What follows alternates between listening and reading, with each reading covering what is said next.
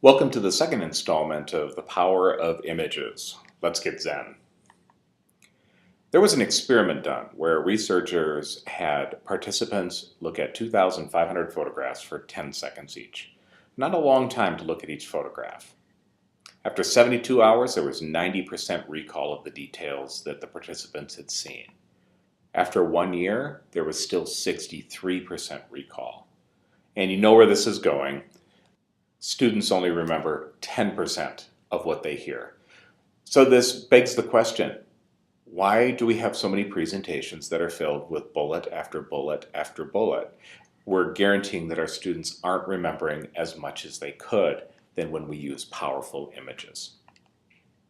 If pictures can say 1,000 words, let's let them, and let's get the bullets off the screen.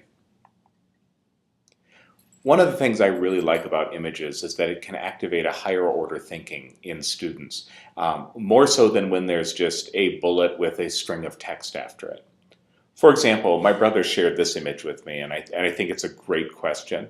You could just put this image on the screen. The words aren't even essential to be there, but they're there just to ask the question now. How did this bookshelf change the world? I've seen amazing things happen when people try to ponder this little puzzle. They're looking at the picture. It's black and white. It seems like it's an older thing. They look at is that a water stain or is that a map on top of the bookshelf? The word transit, is that a word that we would use in the United States, or perhaps is this a European picture? What is the era of it? And students will correct each other, and they'll have hypotheses that other people will shoot down, and they'll try to verify them. Great things happen when there's just an image on the screen. And here's the reveal. The bookcase slides open, and we're in Amsterdam, and that's the secret passage entrance to the Anne Frank attic where she wrote her famous diary.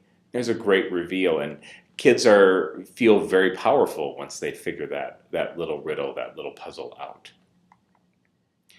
There's a Zen principle of the power of story, and I bet you've seen this in your class. When students do presentations and they have a presentation that's nothing but bullets, it's a boring, horrible presentation where they basically read what's on the screen. In an earlier episode of this, we called that PowerPoint karaoke. But when you make the students just put an image on the screen, they're not reading off of notes. They're not reading bullets on the screen. They're interacting with the image, and they're telling a story. And it's always a more powerful, always a better presentation. Information can be beautiful, and information should be beautiful. There's a trend right now on the internet with something called data visualization and infographics. For example, when I introduced my Nigeria unit in my comparative government class, I just used this image to show how big Africa is. Africa is not a country, it's many, many countries. And look at how big it is. Look at how many countries you can fit inside of the continent of Africa. There's a great website out there, and I love it because it sounds dirty, but it's really, really not.